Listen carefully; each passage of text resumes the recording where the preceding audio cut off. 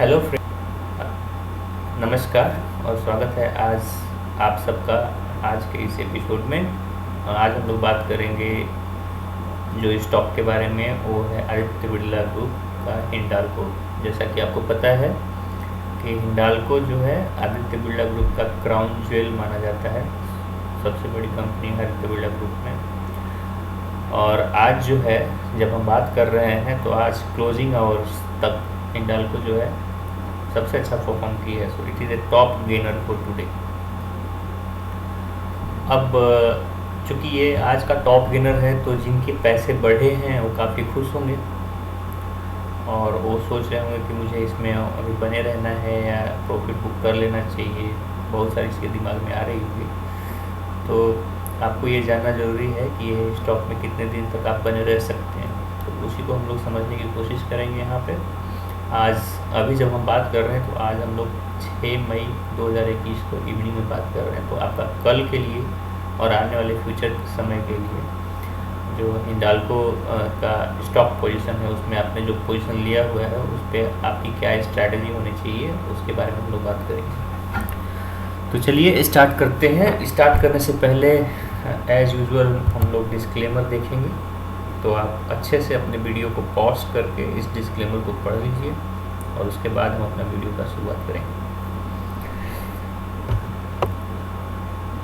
Okay दोस्तों, तो चलते हैं हम लोग हिंडाल्को के बारे में जानते हैं। तो सबसे पहले क्लिक किया हुआ है और इसमें जैसा कि आपको स्टार्ट में दिख रहा है मैंने सुपर ट्रेंड सेलेक्ट किया हुआ है और साथ में MACD भी सेलेक्ट किया हुआ है।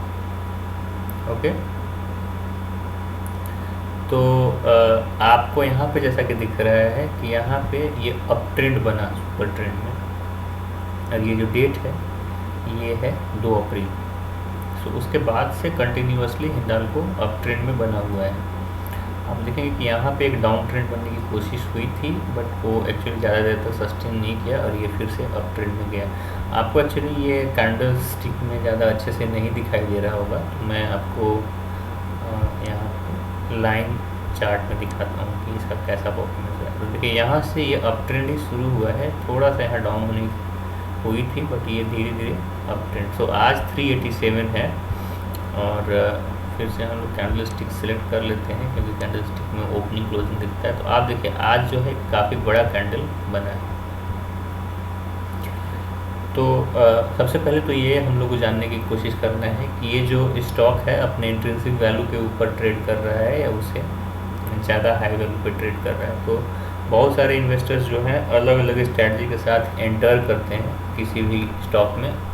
आपको पता है कि अभी के टाइम में सारे मेटल स्टॉक करीब करीब अपने इंट्रिंसिक वैल्यू से ऊपर ट्रेड कर रहे हैं और हिंडाल्को भी एक्सेप्शन नहीं है because it is one of the leading manufacturing company of aluminium and it is also trading at higher price, trading at premium and आपको इससे अंदाज़ा लग गया होगा कि इसकी इंट्रिंसिक वैल्यू इस 387 से काफ़ी कम होनी चाहिए। बट हम लोग कैसे जानेंगे कि इसकी इंट्रिंसिक वैल्यू कितनी है? तो फंडामेंटल एनालिसिस में एक होता है ग्राहम नंबर, तो हम लोग ग्राहम मेथोडोलॉजी से ट्राई करेंगे इसकी इंट्रिंसिक वैल्यू कैलकुलेट करने के लिए। तो इसमें 2 तरह की इन्वेस्टमेंट स्ट्रेटजी है, एक तो मोमेंटम इन्वेस्टमेंट और एक जो है वैल्यू इन्वेस्टमेंट। तो दोनों ही इन्वेस्टर्स के लिए अलग अलग स्ट्रेटजी होती है। तो मोमेंटम इन्वेस्टर्स प्राइस का उतना केयर नहीं करते हैं, अगर कोई भी स्टॉक ओवर प्राइस में मिलता है तो बाई करते हैं क्योंकि उनको दिखता है उस स्टॉक में मोमेंटम और उस मोमेंटम के बेसिस पे वो शॉर्ट टर्म में पैसे बनाकर निकल जाते हैं।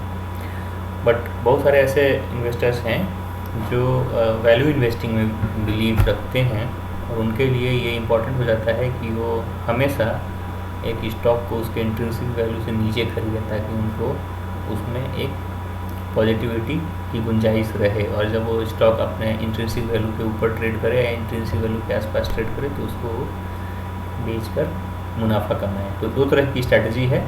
यूजुअली क्या होता है, मोमेंटम ट्रेडिंग जो होती है वो शॉर्ट टर्म के लिए होती है और जो वैल्यू इन्वेस्टिंग है वो लॉन्ग टर्म के लिए होती है। तो लॉन्ग हॉरिजॉन लेना पड़ता है। तो आप किस तरह के निवेशक हैं उसके बेसिस पे आप डिसीजन ले सकते हैं।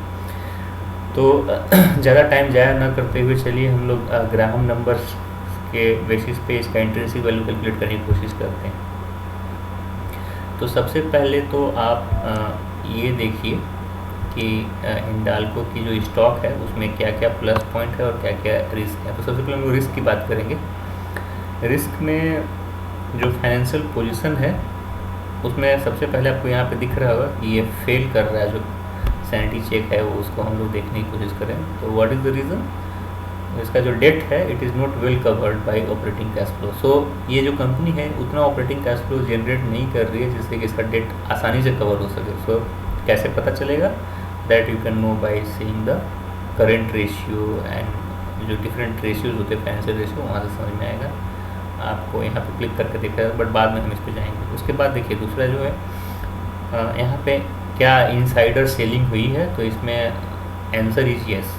सो इनसाइडर सेलिंग हो रही है पास्ट 3 मंथ से। दैट मीन्स कि जो इनसाइडर हैं इस कंपनी के, दे आर ऑफ ओपिनियन कि this stock is trading at higher price and this is the right time to book profit, so that's why they are selling.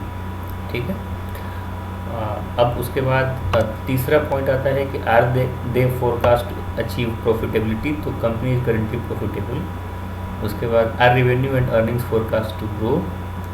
तो इसमें देखिए सबसे बड़ी चीज़ जो है यहाँ पे इन्होंने अर्निंग का फोरकास्ट जो लिखा है 23.9% लिखा है per year for next 3 year. This is a forecast. Now if this is true then this stock is actually trading below its current intrinsic value. कैसे वो हम कैलकुलेट करके बताएंगे। 23.9% अगर अर्निंग बढ़ता है तो it is actually trading below its intrinsic value, but this 23.9% is kind of you know on the higher side. तो नॉर्मली इसको 12 से 14% से ज़्यादा नहीं होना चाहिए in my opinion, because metal stock जो है, कोई भी मेटल जो है एक कमोडिटी है और ये नॉर्मली साइक्लिक स्टॉक होते हैं। जीडीपी के साथ इनका गहरा नाता होता है।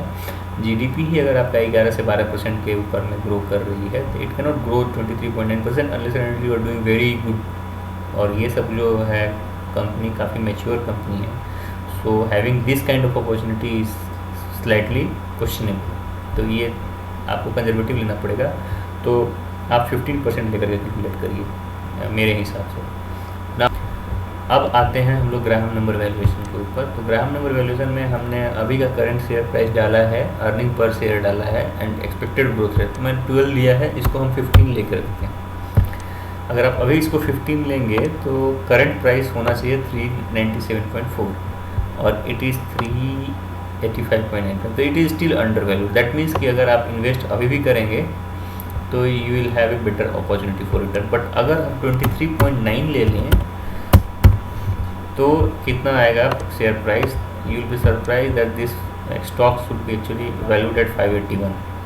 दैट मीन्स कि it is still trading at lower. But as I said कि 23.9 is highly unrealistic. I can take 12% as my growth rate for next 5 years। ठीक है। In that case what will happen is this will give you a number around 335 and this I feel कि ये सही rate है हिंडाल्को का 335 and it is slightly over valued. So currently it is over valued by around 15%। तो ये मेरा opinion है। I can be wrong but I am thinking that 23.9% of growth rate for next 5 year is unsustainable while 12% is kind of sustainable growth rate for next 5 years. So based on that I am thinking that this shares will be priced somewhere around 335 which is priced at 385, so which is 15% higher than its intrinsic value. अब इसमें बात ये आती है कि अगर intrinsic value से ज़्यादा है तो इसमें वैल्यू इन्वेस्टर्स जो हैं अभी एंटर ना करें मेरे हिसाब से। अब सवाल ये है कि किसको एंटर करना चाहिए। तो मोमेंटम इन्वेस्टर्स अभी एंटर कर सकते हैं, उनके पास अभी भी अपॉर्चुनिटी है एंटर करने का। और मोमेंटम इन्वेस्टर्स अगर एंटर करेंगे तो उनको टेक्निकल देख करके समझ में आ जा रहा होगा कि यहाँ पे देखिए अभी ये ऊपर जाने की पॉसिबिलिटी बन रही है। क्यों बन रही है मैं बता रहा हूँ। MACD और अगर आप देखेंगे MACD यहाँ पे एक अप ट्रेंड दिखने का पॉसिबिलिटी है MACD। ठीक है, बहुत प्रोमिनेंट नहीं है तो मुझे लगता है कि 1-2 कैंडल वेट करना चाहिए। अगर 2 ग्रीन आता है तो आपको एक सिग्नल मिलेगा इस टाइप का कि हाँ आप यहाँ पे एंटर कर जाइए। बट अगर वो नहीं आता है तो देयर इज ए पॉसिबिलिटी कि डाउन ट्रेंड भी आ जाए। तो मतलब एक तो क्लियर कट मेरा रिकमेंडेशन ये रहेगा वैल्यू इन्वेस्टर्स के लिए कि अभी इस पॉइंट पे एंटर ना करें, क्योंकि ये अभी 15% ओवर वैल्यूड है देन इट्स इंट्रिंसिक वैल्यू। और जो मोमेंटम इन्वेस्टर्स हैं उनके लिए मेरा एक रिकमेंडेशन रहेगा कि अभी आप वेट एंड वॉच करें, नेक्स्ट 1-2 दिन का डेटा देखें। अगर ये ग्रीन कैंडल और ऊपर जाता है और इस तरह की कोई ट्रेंड बनती है तो आप एंटर कर सकते हैं, अदरवाइज़ आपको देखना पड़ेगा कि ये डाउन ट्रेंड होने की पॉसिबिलिटी तो नहीं है। सो ये मेरा रिकमेंडेशन है। जो ऑलरेडी बाई किए हुए हैं उनके लिए भी मेरा यही रिकमेंडेशन रहेगा कि आप वेट करिए 1-2 दिन में अगर आपको दिखता है कि ये अप ट्रेंड में है तो होल्ड करके रखिए, otherwise this is right time to book your profit, because इसके बाद पॉसिबिलिटी ये भी बन सकती है कि इट कैन कम डाउन। ठीक है, तो इसी के साथ हम लोग आज का वीडियो यहीं पे समाप्त करते हैं। नमस्कार, बाय बाय।